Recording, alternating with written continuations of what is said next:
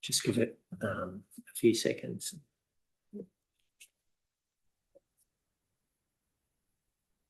Welcome to this meeting of the Pyrenees Shire Council. Councillors will today deliberate and decide on a range of matters relevant to the work of Council in its communities for the welfare of the people of the Pyrenees Shire. As the meeting chair, I give my consent for this ordinary council meeting to be streamed live, recorded and published online. Anyone who is invited to read out a question or make a submission will be recorded, and their voice, image and comments will form part of that live stream and recording. The chair and or the CEO have the discretion and authority at any time to direct the termination or interruption of live streaming. Such direction will only be given in exceptional circumstances where deemed appropriate. That may include where the content of debate is considered misleading, defamatory or potentially inappropriate to be published. The live stream will stop prior to the closed section of the meeting and will recommence for the conclusion of the meeting. The public is able to view this live stream via our website at pyrenees.vic.gov.au. Should technical issues prevent the continuation of the live stream, the meeting will continue as long as a quorum can be maintained, and where possible, a recording of the meeting will be published on Council's website.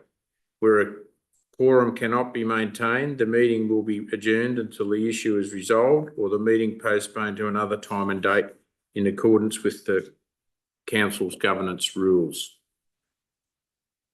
We acknowledge the people past and present of the Wadawurrung, Jar Jar Wurrung, Eastern Mar, Watchabolik, Jardwa, Jali, Werrigai and Jabbergalt nations whose land and waters the Pyrenees Shire operates on. We pay our respects to their ancestors and elders, recognise and respect their customs, stewardship and continuing connection to country. No apologies. Is there any apologies? None. No. Oh, Mr. Gowans. Mr. Gowans, Douglas Gowans is an apology. Any disclosures of interest or from the councils or officers? Conflicts of interest? Nil? No. Item 6, confirmation of the previous minutes. That the minutes are the ordinary meeting of council held on 20th of October and a closed meeting on the 20th of October. Could I have someone move those, please? Thank you, Councillor Kerr. Can I have a seconder? Thank you, Councillor Phelan. All those in favour? Thank you. There's no business arising or taking notice from the previous meeting held on the 20th of October. Public participation. Members of the community are encouraged to participate in public ordinary council meetings by asking questions or presenting a submission. This can be done by attending in person or by submitting in writing prior to 12 noon on the day of the meeting, online through council's website, by mail or hand delivered. If a question or submission is submitted in writing, this will be read by the chair during the public participation, stating the person's name and township. Questions will be held first, followed by public submissions. 30 minutes is allowed for the total period of public participation. Time extensions may be allowed at the discretion of the chair, subject to the provisions of the governance rules. A person may ask a maximum of 2 questions at any one meeting. The chair will allocate a maximum of 5 minutes to each person who wishes to address council or any questions. The chair, councillor or council officer to whom a question is referred may immediately answer the question or take the question on notice for answering at a later date. There will be no discussion or debate with public attendees. However, councillors may ask questions of the attendee for clarification. Do we have any questions from the gallery?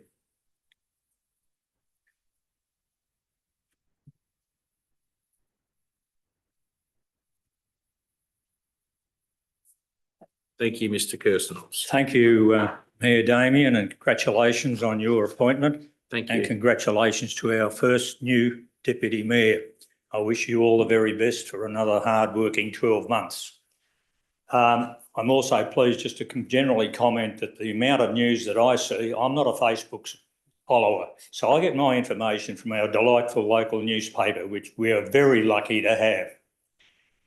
My questions relate to the Pyrenees Shire Council is developing an economic development and investment attraction strategy to guide the growth of jobs, business and investment across the Shire over the next 5 years.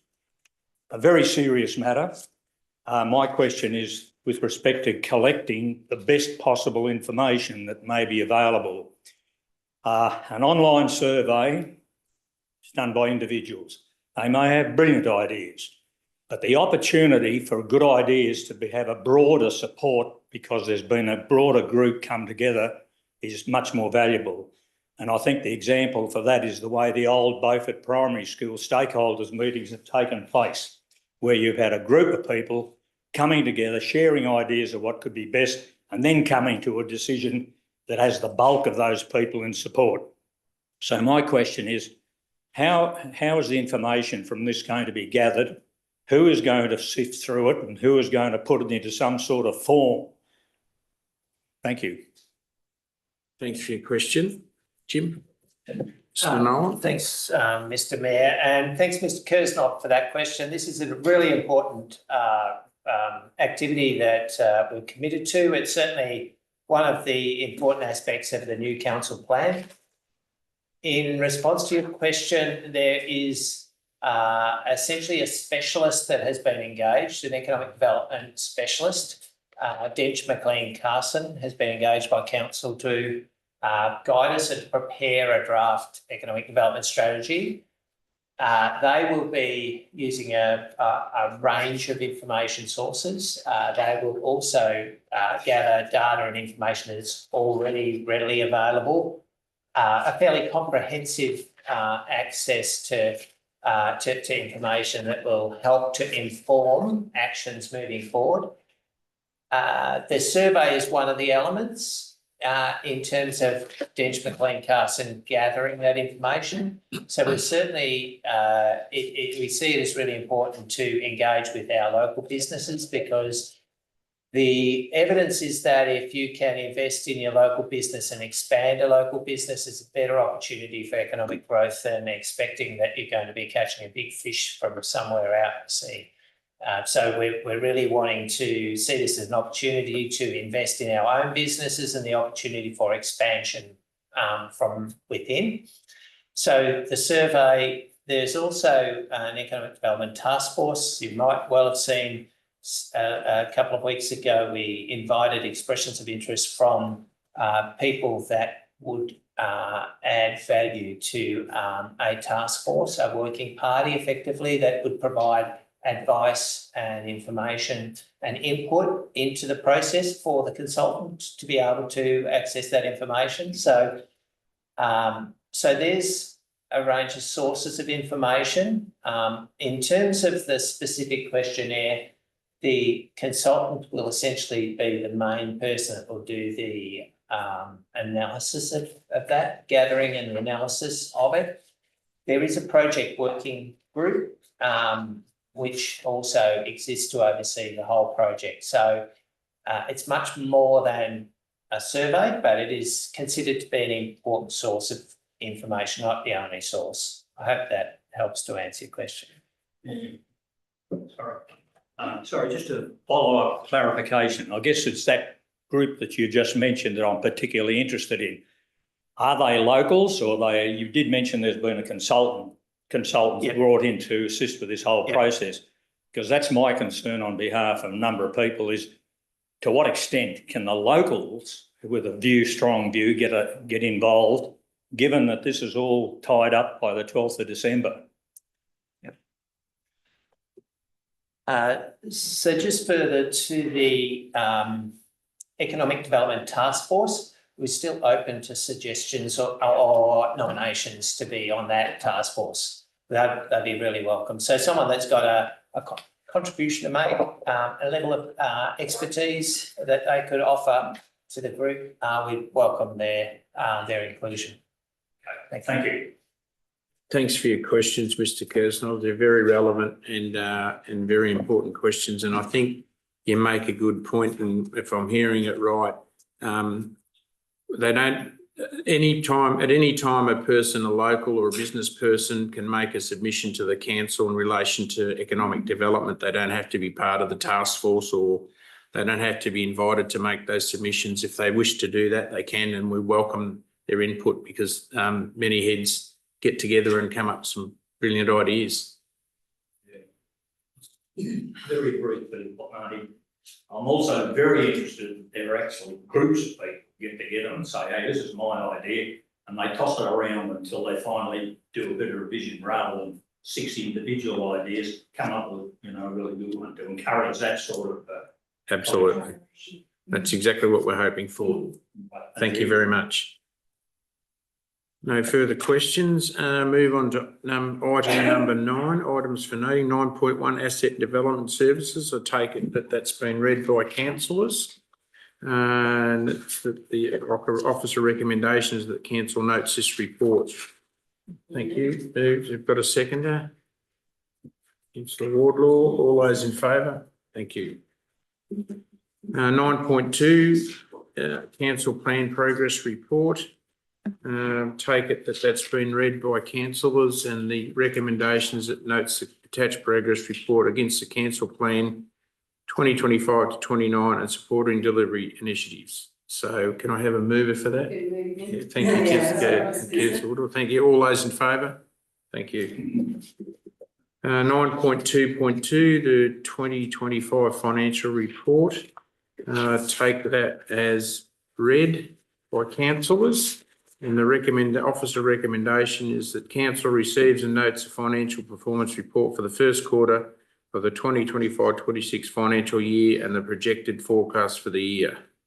Can I have someone move that, please? Someone wants to move that. Thank you, Councillor Kerr. Seconder, Councillor Phelan. All those in favour? Thank you. That brings us to 10.1, council activity reports. There's been a lot going on there, and officer recommendation that council notes this report. Can I have someone move that, please? Councillor Phelan, someone second it. Councillor Keogh. All those in favour?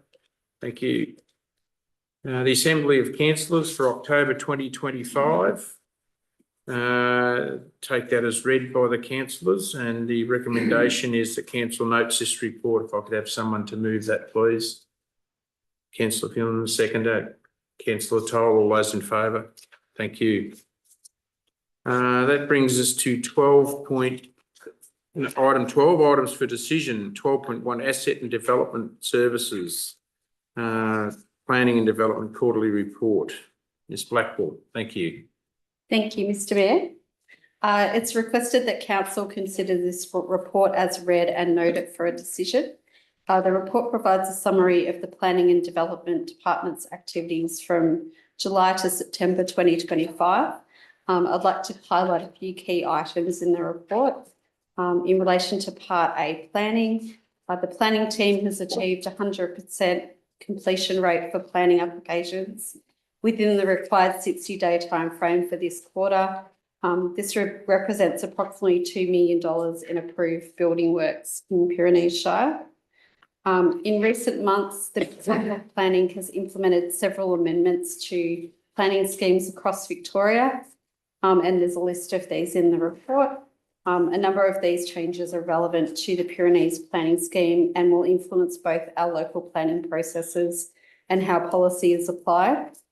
Some of the key amendments include VC 291, which updates the guidelines for the removal, destruction and lopping of native vegetation. VC 286, which changes the Victorian planning provisions and all Victorian planning schemes by removing the requirement for a planning permit for licensed premises. VC 288 expands the VicSmart assessment pathway to include applications for 2 dwellings on a lot and subdividing land into 2 lots. VC 289 introduces planning permit requirements for the removal, destruction or lopping of canopy trees in residential areas. VC 268 gives effect to the Victorian Transmission Plan, and VC 283 implements key elements of the plan for Victoria. So there's quite a lot of changes there. The state government is also looking at updating the Planning and Environment Act. So in September 2023, the government released the housing statement, which set out its commitment to creating a modern and more efficient planning system. As part of the Housing Statement Reform Act, it introduces changes to both the Planning and Environment Act and the Victorian Civil and Administrative Tribunal Act, specifically relating to planning processes. The bill's currently being debated in Parliament, and if it's passed, planning-related provisions are expected to commence on the 25th of November 2025, which is next week. Council officers are reviewing their legislative changes and assessing what it may mean for the delivery of the planning services. And once the Department of Transport and Planning provides further information on the scope of the impacts and implementation of the reforms, a detailed report will be brought to Council for consideration. The Western Renewables Link Inquiry and Advisory Committee began its hearings on the 27th of October, and these will continue through to March 2026. Planning officers are attending various sessions throughout the hearing schedule, and Council submission is scheduled to be presented on the 11th of December. Following a recent briefing to Council, the Municipal Building Surveyor has supported the introduction of a process to consider exemptions for Class 10 buildings on farmland. The building team's now developing the required policy assessment criteria and application forms to allow this to be assessed consistently and appropriately, and Council will continue to keep the community informed as these changes are finalised and rolled out, ensuring they support our farming communities. In terms of environmental health, the team's made progress in completing all of its routine inspections, and this is a strong performance, places us in a good position as we move into the renewal period. The fire season preparedness campaign is now underway, encouraging all residents to prepare their properties for the season, and the media campaign will continue throughout the season. Also in the report, there's some information on the government's proposed increases to cat and dog registrations, which will have financial implications for Council. We'll be reviewing the Domestic Animal Management Plan in early 2026. And as part of this, we will review registrations, but at this stage, we are recommending that registrations be kept as low as possible to encourage ongoing registration and support responsible pet ownership. So in terms of the recommendations for this report, that we note the contents of the report, that we will continue to work with the MAV to advocate to the government over the government's planning reform agenda to ensure an appropriate level of engagement with councils as part of the reform process before decisions are made, recognising the important role that Council and Council's planning staff play in the delivering of planning services and the impacts of reforms on staffing and the local community. That we seek a report to a future council meeting on the potential introduction of a process to consider applications for exemptions of building permits for Class 10A buildings on farmland, and that we advocate against the proposed sharp increase by the government to the Treasurer's payment for cat and dog registrations to be collected by Council on behalf of the government. Thank you. Thank you, Ms Blackwell. Councillors, we have a recommendation here. Would someone like to move that, please? Councillor Wardlaw, would someone like to second that? Councillor Toll, Councillor Wardlaw, would you like to speak? Thank you, Mr Mayor. Couple of things in this that, hit home. Once again, we're looking at the government asking Shire to collect money for them that goes directly to them that we get no benefit out of with the pet registrations. It may only be, $4 or $5, but, it's not our job to collect the funds for them. And I think we really should be, trying our best not to hand this on to the people in our community. All the other things you've mentioned as well, the farm buildings for hay sheds and things like that. I think we do need a process that makes this easier and more streamlined. And I look forward to seeing what we do over the next 12 months in this sector especially. Thank you.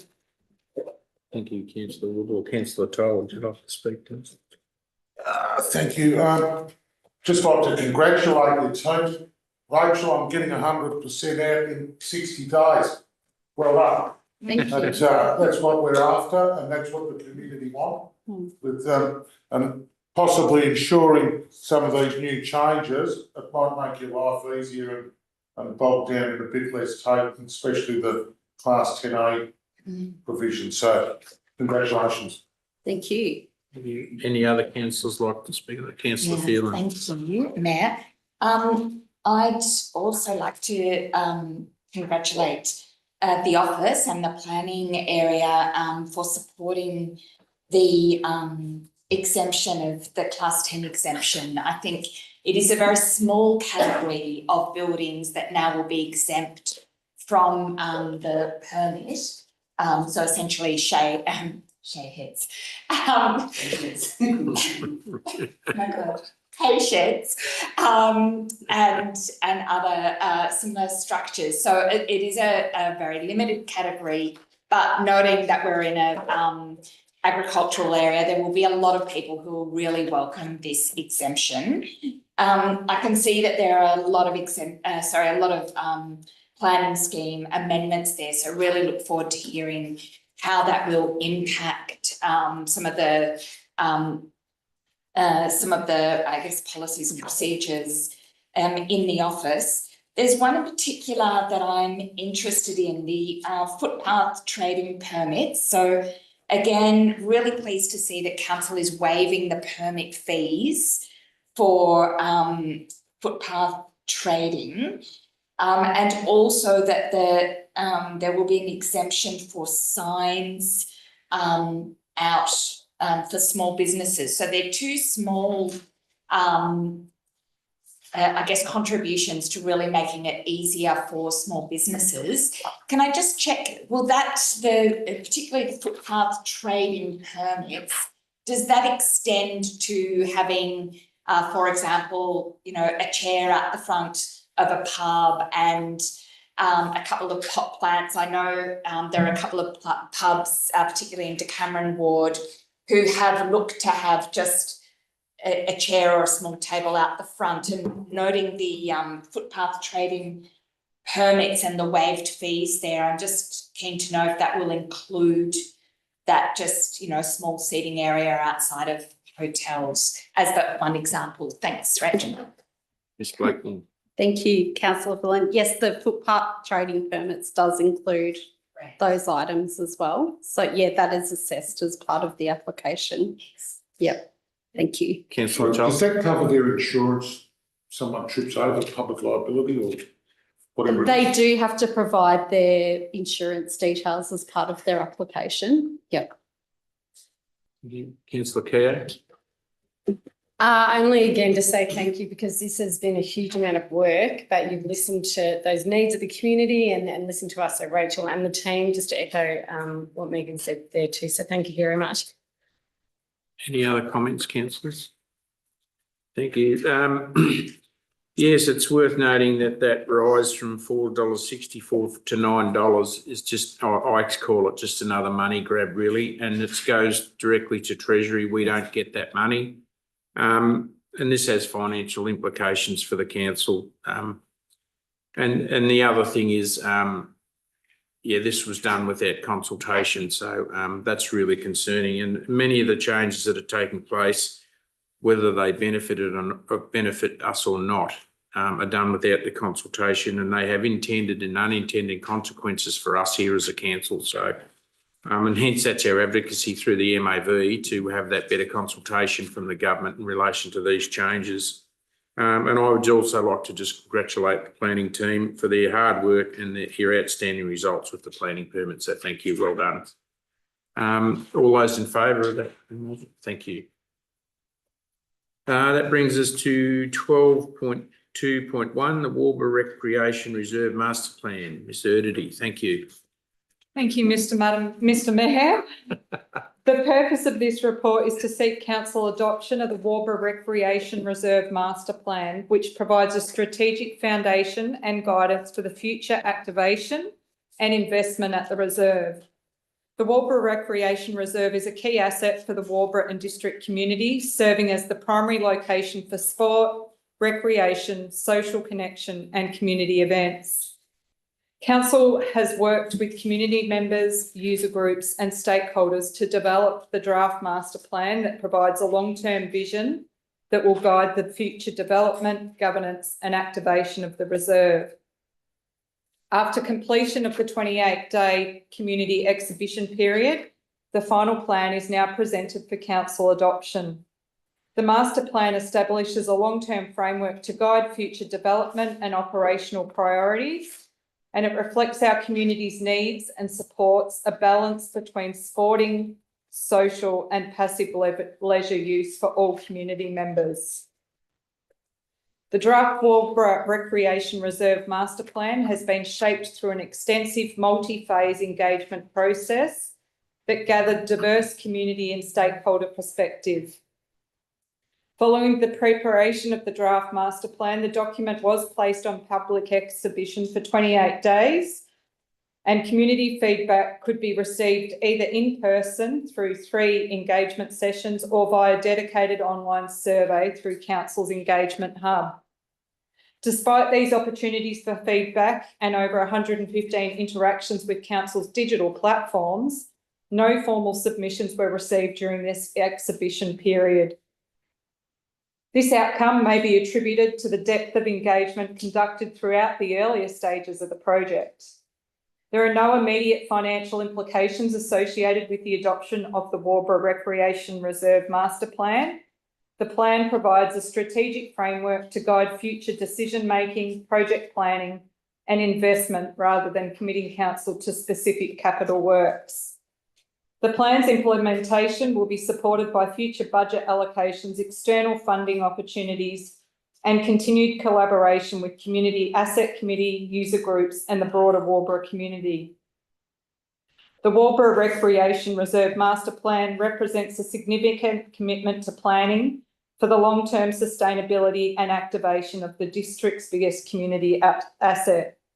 By adopting the master plan, Council will establish a strategic foundation to guide future program development, governance improvements and investment at the reserve. It is therefore the officer recommendation that Council 1 adopts the Waubra Recreation Reserve Master Plan as presented at Attachment 1 as a guide to inform future activation and investment. 2, notes the Waubra Recreation Reserve Master Plan Community Engagement Report as presented at Attachment 2 as an evidence base informing the master plan. And 3, supports project planning, feasibility and design development for identified projects through future council budget initiatives or external funding opportunities where they become available. Thank you. Thank you, Ms. Erdene. Councillors, we have a recommendation there. Would someone like to move that? Please move Councillor Toll. Do we have someone to second? Councillor Keogh, would you like to speak to that, Councillor Toll? Thank you, Mr. Mayor. Thank you, Ms. Erdene, for presenting that report. The Waubra community thanks you and your team for finally getting this across the line. There's been a lot of work and surprisingly there was no formal submissions, because you got your head bitten off every time you turned up with a plan anyway, so that rather deliver it publicly than over the net as such. But thank you, and we look forward to implementing this plan over the next number of years. So thanks once again. Thank you. Councillor Keogh. Just again to thank the team and listening to a very proactive and very eager community wanting to get the best for their community. So this will be a wonderful project. Thank you. Any other councillors wish to speak? Yeah, thank you and your team, Ms. Erdene. It's important to have a plan, as we know, because a lot of times when we apply for funding or grants or whatever, the first thing they ask for is if you've got a plan. So if you can produce that along with the funding application, it carries a lot of weight. And I know yourself and your team have put a lot of work into it, and that's very much appreciated. So the recommendation is all those in favour? Thank you. It brings us to 12.2.2, the annual report, community asset committees. Ms. Erdity, thank you. Thank you, Mr Mayor. This report provides an annual report to the council in relation to the activities and performance of its 6 community asset committees as required by section 47(6) of the Local Government Act 2020. Council has established the following 6 community asset committees, CACs, through formal council resolution and in accordance with section 65 of the Local Government Act. Duties and powers are delegated by the Chief Executive Officer through an instrument of delegation supported by a terms of reference document that outlines governance arrangements. So the 6 community asset committees that are established: the Beaufort Community Bank Complex, the Brewster Hall, Landsborough Community Precinct, Lexton Community Hub, Snake Valley Hall, and the Warburg Community Hub. The 6 committees are responsible for managing assets for and on behalf of council. They are a legal extension of council, which is legally liable for all of their activities. It is important, therefore, that these committees are accountable to council and to the general public for their stewardship of the assets that they manage, and they act at all times in accordance with their instrument of delegation and supporting terms of reference. A review of the instrument of delegations and supporting terms of reference documents has been conducted in 2025, and there will be a number of enhancements to the governance arrangements to ensure that each committee reports in a consistent manner, which will enable greater clarity of the committee's performance. These will soon be finalised and new or returning committee members will be formally onboarded. Specific details for each of our community asset committees are within the body of this report, and the report provides an overview of each community asset committee's performance over the 24-25 financial year, and it does highlight that at least one committee has not remained sustainable. Council officers would like to sincerely thank all members of the committees for their work in managing the facilities on behalf of council over the last 12 months. The officer's recommendation is that council 1 notes this report and its attachments. 2, writes to each of the community asset committees thanking their members for their ongoing contribution to the management and maintenance of important community assets. 3, further considers opportunities to broaden membership of the Landsborough Community Precinct and Brewster Hall. And 4, council officers commence working with newly appointed members to implement updated governance frameworks inclusive of delegated authority obligations. Thank you, Ms. Erdity. And councillors, we have a recommendation there. Would someone like to move? Thank you, Councillor Keogh. Second, Councillor Toll. Councillor Keogh. Thank you. Again, just to echo Ms. Erdity, that these committees do a power of work, and we're very grateful to the amount of hours that these volunteers put into to provide these services for the community. So again, thank you all. Councillor Toll, do you wish to speak? I would just like to thank all these hardworking community groups, of which I've been one for a number of years. And you can see that it's hard work running them. There's a lot of time commitment, all voluntary work, and it's greatly appreciated. I mean, you look at the Lexton Community Hub, you know, they've made $100 a week basically and turned over $276,000 to achieve it. Probably not a very good business plan if you're starting out a business, but it's the heart of their community, and that's what they do it for, to make a measly $100 a week. And I think as a council and an organisation, we've got to appreciate that sort of effort.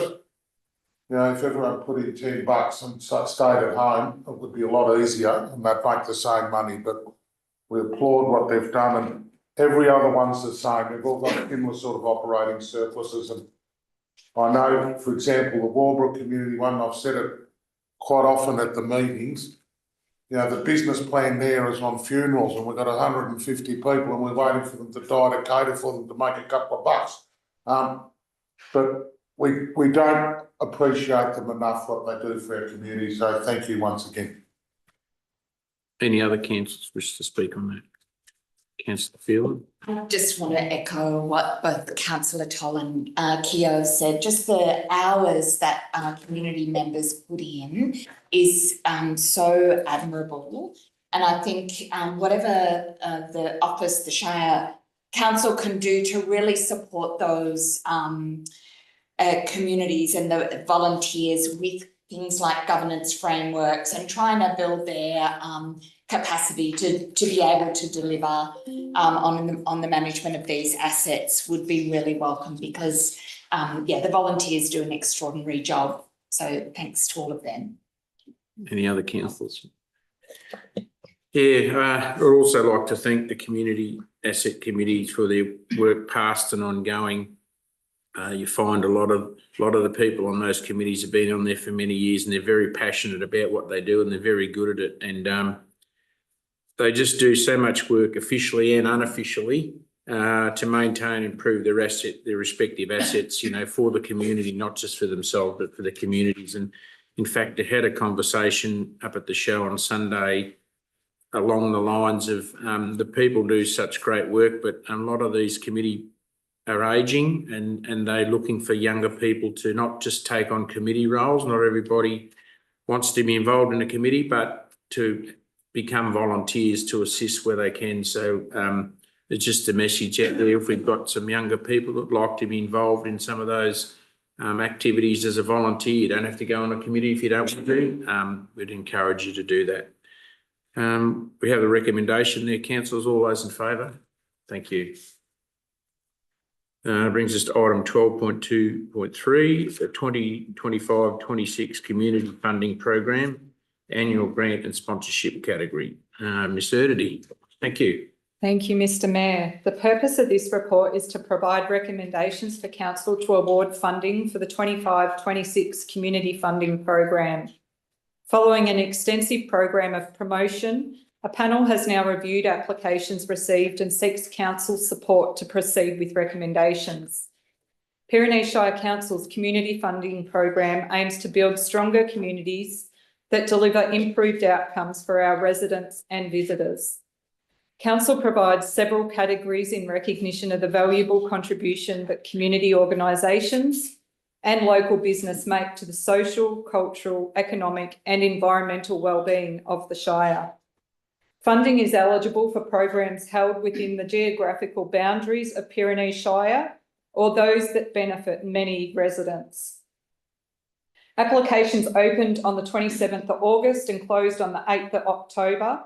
Following a targeted communication and engagement program, a total of 40 applications were received by the closing date, collectively requesting just under 117,000 of an available 110 community funding budget. Most applications were for minor capital works and equipment, highlighting the challenges local not-for-profit organisations face in independently funding, increasing costs for infrastructure or equipment. In this context, grants serve as a vital means to bridge funding gaps, while programs and events are often more easily financed through donations, sponsorship and volunteer contributions. All applications were assessed by a panel of council officers in accordance with the advertised eligibility guidelines and established selection criteria. Through the assessment phase, one application was withdrawn, resulting in 39 applications being formally presented with a recommendation. As the program was oversubscribed, not all projects could be recommended for funding, and to maximise the number of projects supported, some applications have been adjusted slightly in their requested funding. These adjustments were made either in consultation with the applicant or in accordance with their original application. Of the 6 applications not recommended for funding, 3 applicants are instead recommended for funding their alternative nominating priority application. 2 were assessed as lower score against the objectives of the program guidelines, and 1 was funded in the previous financial year. Council officers delivered 7 applicant support sessions to assist groups to scope and complete applications. In addition, council officers made themselves available to support application development through numerous individual applicant support sessions, whether they be phone, face-to-face or online.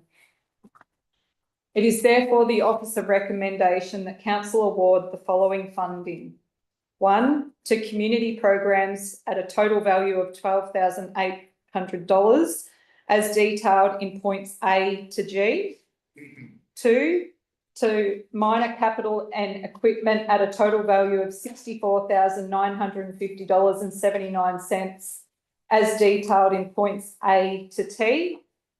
3, to tourism event sponsorship to the value of $5,000 as detailed in points A and B. And 4, to community event support to the value of $8,500 as detailed in points A to D. Thank you. Thank you, Shirley. Councillors, a recommendation there. Would someone like to move that? Move Councillor Kerr, seconded Councillor Toll. Would you like to speak on that, Councillor Kerr?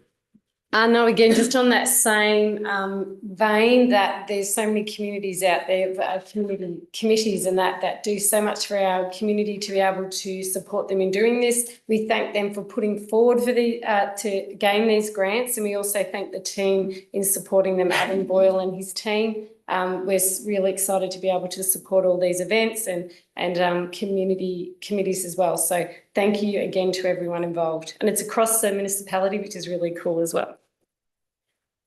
Thank you, Councillor. Councillor Toll, would you like to speak?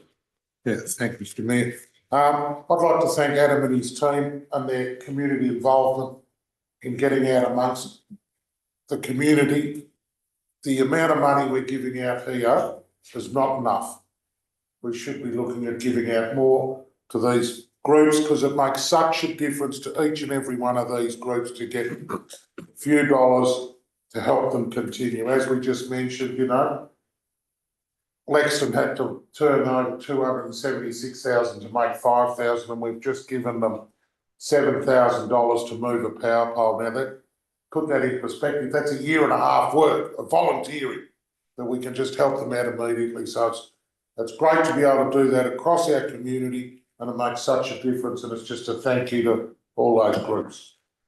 Thank you, Councillor Toll. Any other councillors wish to speak on that? Yeah, I think I too would like to thank Adam and his team. There's so much involved in processing these applications and assisting the community. It's really, really busy. And, you know, from the process from start to end just takes up so much of their time. So I'd just like to make sure that they are aware, Adam and his team, that this is recognised, the work they're putting is recognised by all the councillors, and we appreciate it greatly. And the other thing, as mentioned by Councillor Kerr, I think there's a good spread of funding across the municipality, which is really, really pleasing to see. It's not centred in any one location. There's a good spread across, so that's pleasing to see. And it's also pleasing to see that we probably had more applications than we could fund, but unfortunately someone has to miss out, but that's really good. It's pleasing. It's better to be oversubscribed, I feel, than undersubscribed, even though we probably don't have the money to fund it all. But anyway, it is what it is. So recommendation there, councillors, all those in favour? Thank you. 12.2.4, ministerial guidelines for councils relating to payment of rates and charges. Ms Erdity, you're very busy tonight. Thank you, Mr Mayor. The purpose of this report is for council to support a submission being made in relation to the draft ministerial guidelines for council relating to payment of rates and charges. The Local Government Act 1989 ultimately sets the overarching framework for the collection of rates and charges, which is council's main source of revenue, and therefore the collection in a timely and equitable manner is required to ensure that we continue to meet our obligations and commitments to our community. These draft guidelines focus on the sector of our community which are experiencing hardship and financial hardship to ensure that they are treated fairly, compassionately and proportionately. These guidelines have been issued in accordance with Section 181AA of the Local Government Act 1989, which requires council to comply with the guidelines. It is worth recognising that at a high level, there are elements of these guidelines which council already comply with, including flexible payment options to recognise our community's changing circumstances. Considering the impact of rates and the associated collection thereof, it is important that Council takes the opportunity to further understand the draft guidelines and provide constructive submission, which ensures appropriate consideration has been made for small regional councils. The Office of Recommendation is that Council approves the Chief Executive Officer to draft and make a submission against the draft ministerial guidelines for Council relating to payment of rates and charges. Thank you. Thank you, Ms Erdedy. The recommendation there, Councillor, would someone like to move that, please? Move Councillor Wardlaw. We've got a seconder. Councillor Phelan, would you like to speak to that, Councillor Wardlaw? Councillor Phelan? Any councillors wish to speak to that? No. I'd just like to say Yes. something. Yes, please do. I might be a Councillor bit contentious here, but it's interesting the state government is bringing out guidelines for the collection of rates on the back of the ESVF that they've put on hold for our rural communities. And I fully support you putting a draft in against it until you get your head around it, so we know what we're signing up for. And then we know what our ratepayers are going to be up for if they cannot pay their rates on time and whatever. So I think we should put a fair bit of homework into reading the fine print on it before next year comes around and we don't get the 189 or whatever percentage it'll be if the government's re-elected. Thank you, Councillor Toll. Any other councillors? No. I think it's worth noting that at the Pyrenees Council, we do recognise and acknowledge hardships being faced by residents. We genuinely do.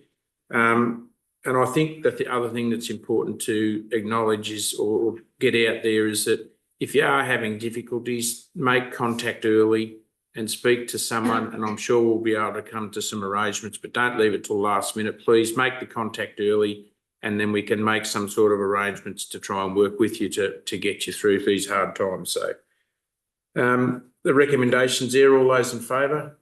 Thank you.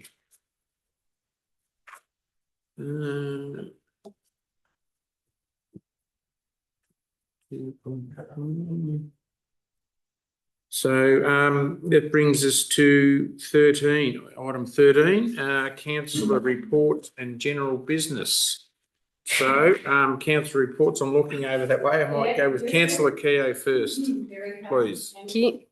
It's been an incredibly busy month again, which I've had as I've continued in the mayoral role before handing that over. So we've had MAV pre-state council briefings, we've had state council, we've also had the annual conference. So all those have been incredibly good opportunities to advocate for our community on many fronts. We've had from DECA buildings that we look after, to the ESVF, to the funding for roads based on the amount of roads that rural councils have. There were particular highlights, but amongst many other motions that went to State Council this last month. We've also had meetings with ministers down at Parliament House, but also through GBAC. So particularly at GBAC, we had extended time with Minister Hutchings and also Minister Kilkenny, and were well heard there. So it was fortunate to be able to do that. A lot more action will happen, obviously, as we go into the next 12 months and going into the election year. I was privileged to open the Liliana CWA 150th celebration. That was incredible. And we had they're just amazing women and do so many amazing things, and their supporters as well. That was wonderful. I've also had a Rural Councils Victoria meeting, and part of that, there were many items and motions passed. One in particular, again, getting back to our ESVF, was looking at ways that we can highlight just how much it's going to impact our community. And we've sort of come up with the idea that we'd like a sort of a billboard similar to something like fundraise for our spire for a church, but instead it's a barometer to show how much our communities will be impacted, and each community, the unique impact it will have on them. So we're looking forward to hopefully that will make our government really aware of the impact on our rural communities. We've also had the Victorian Local Government Grants Commission meeting. That was actually quite pleasing in that they understand the needs that we have as a smaller shire, covering a greater distance of roads and bridges and that sort of thing. So, so the percentage is actually leans in our favour, and we're very grateful to the Grants Commission for that. We also went to the Avoca Art Show opening, and my gosh, that was amazing. Just from young to old, it was just incredible, absolute incredible talent from both local and from outside artists. But it was highlighted at that art show how artists often have to do their own promotion. These art shows are a beautiful way for them to be able to get that support, and we want to be able to continue to support people in that industry. So a beautiful way to do that. I also was privileged to attend the Amphitheatre Mechanics Hall AGM. And oh my gosh, again, an incredible, powerful bunch of women there who are looking after that hall and putting in a great deal of work to protect a beautiful asset that we have in our communities. So it was a delight to be there. I'm moving on to, I was able to visit part of the Beaufort Ag Show yesterday, and again, congratulations to the committee. I think it just keeps getting bigger and better, and these ag communities, they bring our community together, these ag shows, and they highlight the talent that we have, but also highlights the need to come together, not only just for that community feel, but mental health for everyone. It's a really wonderful event, and such a privilege to be there. And with all my crew, there's something for everyone there. So all my family had a wonderful time. But I do want to move on to a very significant event that happened in our area last week, and that was the horrific Stoneleigh road accident that occurred. And in this area, this intersection, which is near one of our major amazing industries, Lacaput there, it was a tragic, very tragic accident. It's something that has been on our radar thanks to local farmers and residents there who have highlighted it. It's one of a number of areas that we're really keeping an eye on, and we are strongly advocating for greater treatment from government to be able to support us in that. But this one particularly, we did, as soon as we knew that there were issues there, we put in a submission in September.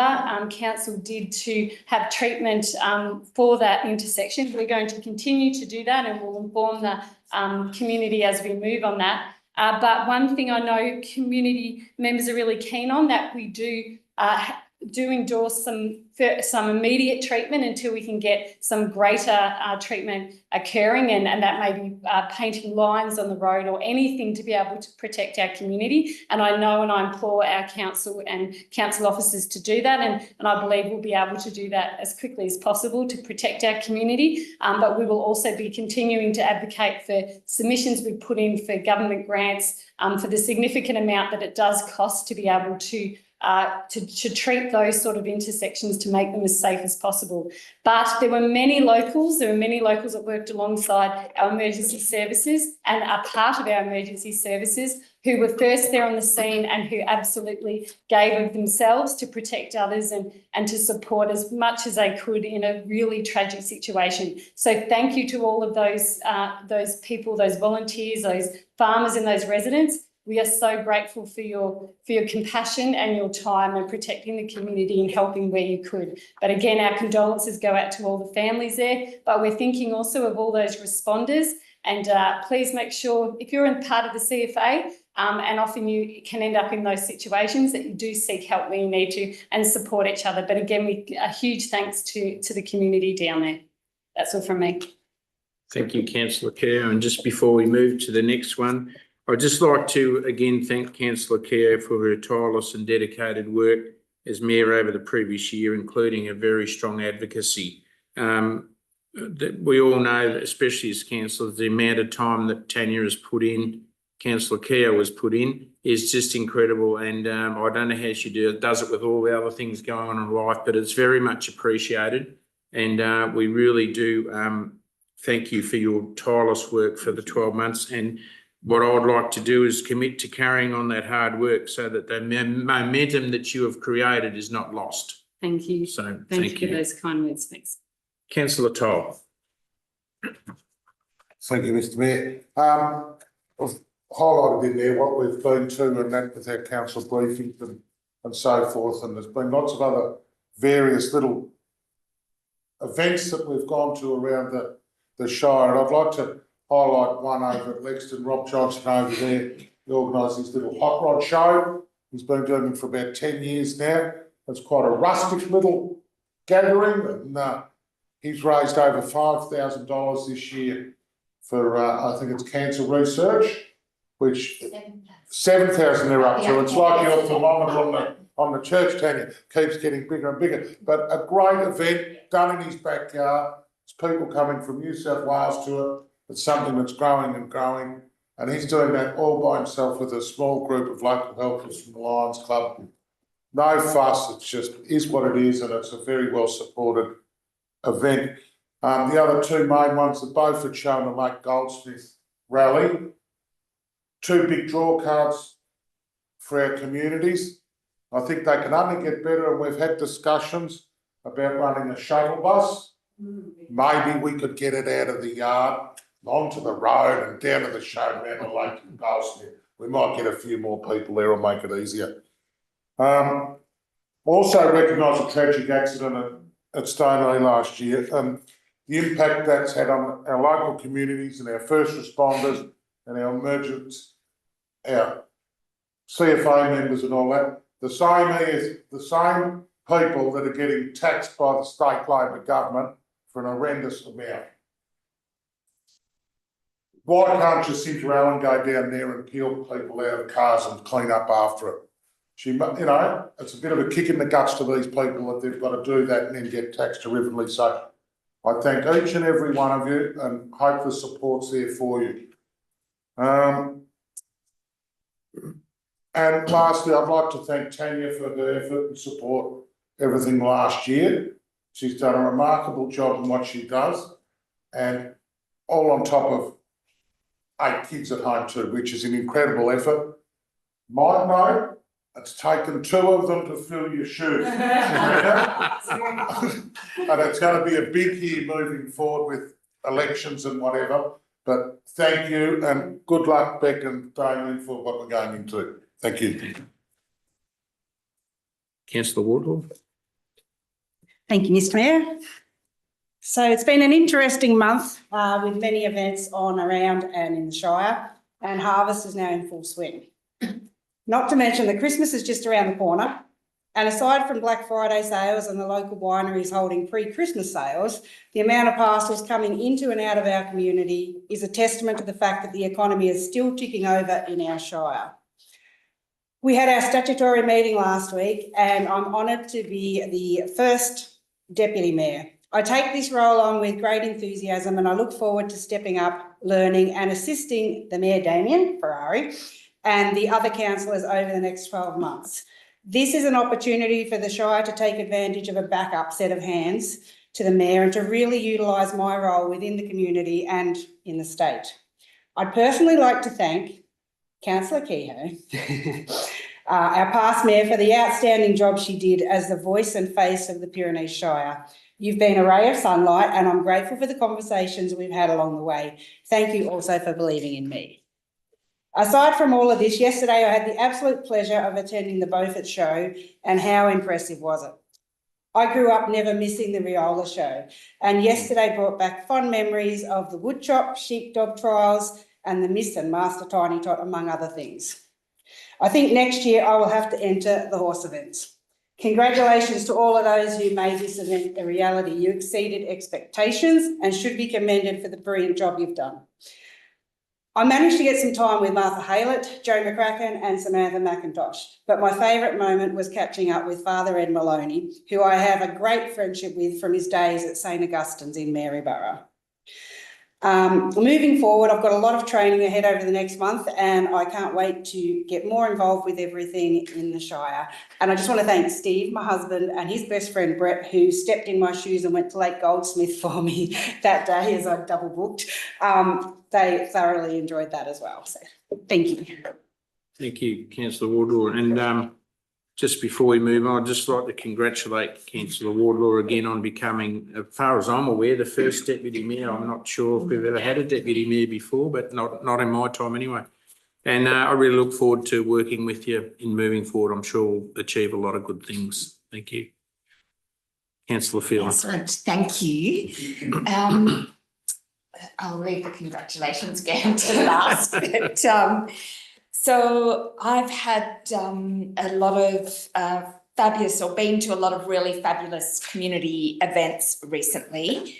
I can start with the great hot rods and hot dogs event at Lexton. What a show Rob Johns put on, and the community involvement in that show was just or in that event was just extraordinary. As Councillor Tollers said, people coming from interstate, from across the Shire, just, yeah, it's so well organised with the cars, with the fabulous band. And yes, I did hear yesterday, I think they've just gone over the $7,000 mark. So it's such an impressive fundraiser for a really important cause, and that is cancer. For those going through cancer treatments, and in supporting funding for areas that government won't fund, like wigs for women who have lost their hair after cancer treatment is just one example. So it's really crucial support for those cancer survivors.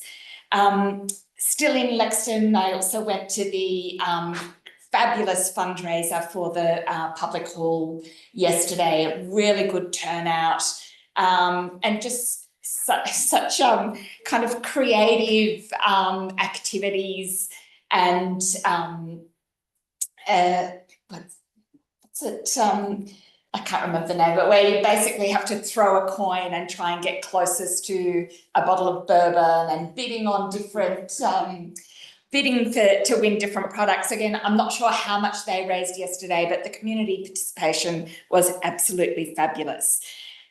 Still very much in the same theme of community participation, I went to an excellent Melbourne Cup Day event in Navarre, which attracted residents from, Barkly, from Moonambell, from Landsborough, and of course from Navarre itself. And again, the creativity of the people who ran that event and turned it into something really special. There were lots of fascinators on people's heads and fancy frocks, and it was, really wonderful. And finally, an excellent senior citizens event in Landsborough as well, which really brought the community together.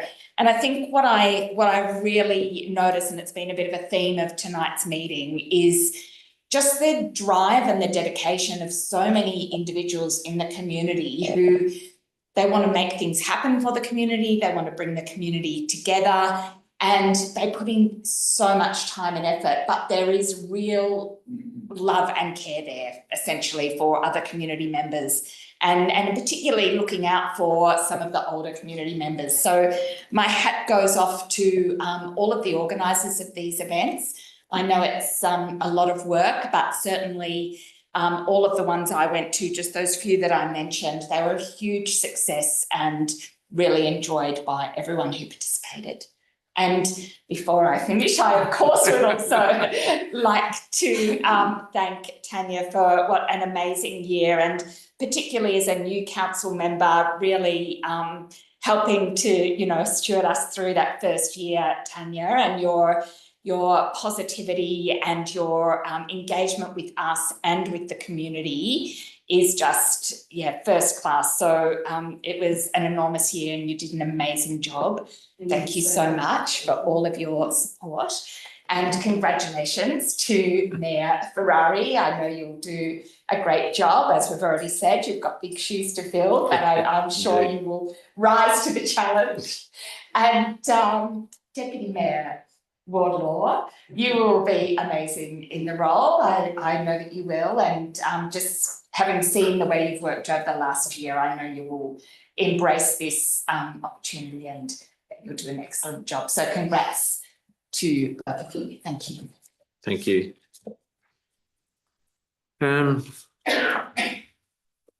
So I had the usual things we do, the council briefings and council meetings.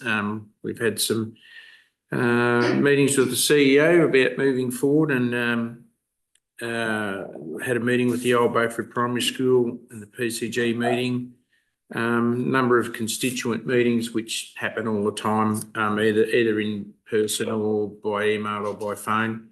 I also attended the opening of the art show on Friday, and it's fantastic. And I quite often say it, and I'll continue to say, we have some extremely talented people amongst us, locally and not too far away. And I was really pleasantly surprised at the level of talent that's been displayed from the artists from the primary school and the secondary college. I thought some of those secondary college, I think they're not pastel, they're charcoal. I think it's charcoal or something. Charcoal portraits were incredible. They're amazing. It's just incredible. So we've got a lot of talent amongst us, and that we need to nurture that. That's fantastic. Also attended the Ag Society show yesterday with Councillor Wardlaw.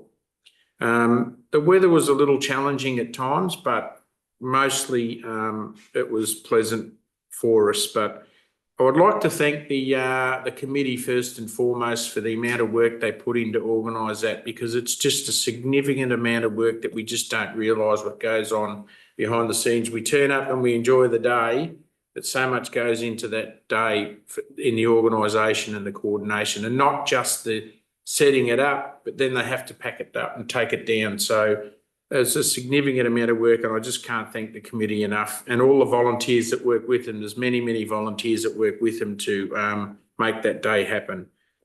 So that was excellent.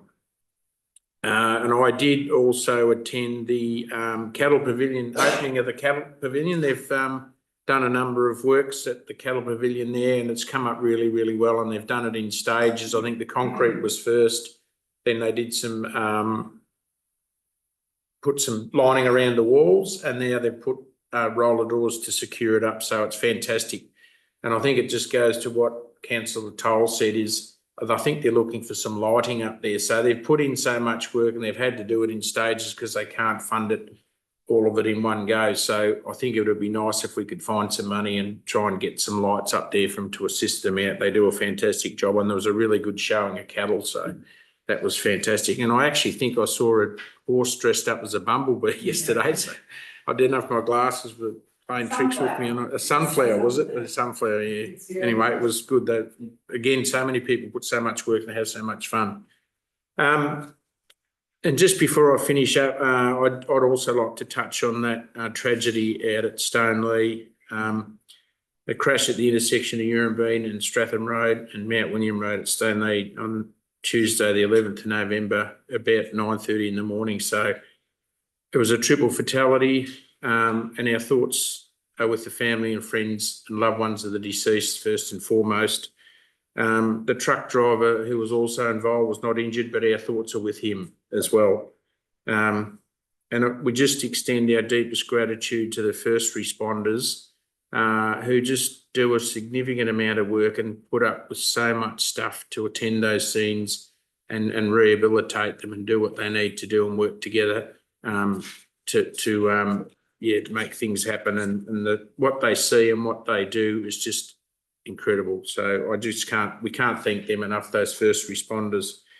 And it is unfortunate that our rural roads, we're just tragically overrepresented by fatalities and serious accidents, and it's happening in the country areas. So it's just a reminder, please, everybody, drive carefully and take it easy, and just drive to the road conditions, and leave early and drive safely. It's worth noting that we've put a submission in, I think that Councillor Keogh mentioned back in September, for 860,000 under the Commonwealth Government's Black Spots program. Hopefully we'll get that funding, but I'd like to say, I would like to think that a triple fatality should surely encourage the government to provide the appropriate funding to make some changes at that intersection. 3 people have lost their lives. Surely that's enough to trigger a really good response from the government to support us to make that a safer intersection.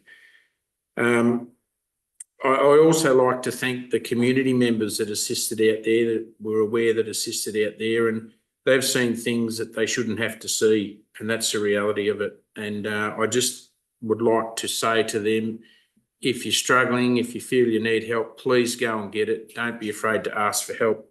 We're all human. If you need help, please ask for help. And just to finish off on that, in the interim, the council, we're exploring options to make the intersection in question safer prior to us waiting on. We're not just going to sit back and wait for funding.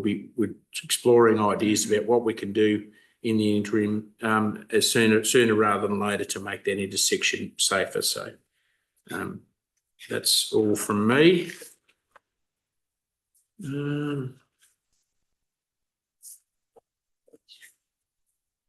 So I'd like to, now we're going to move into item 14, confidential items. Pursuant to section 4.1.1C of Council Government Rules and section 66 of the Local Government Act 2020, the meeting will be closed to the public in order to consider confidential items. Could I have someone please move that? Move, seconded. Thank you. All those in favour? Thank you.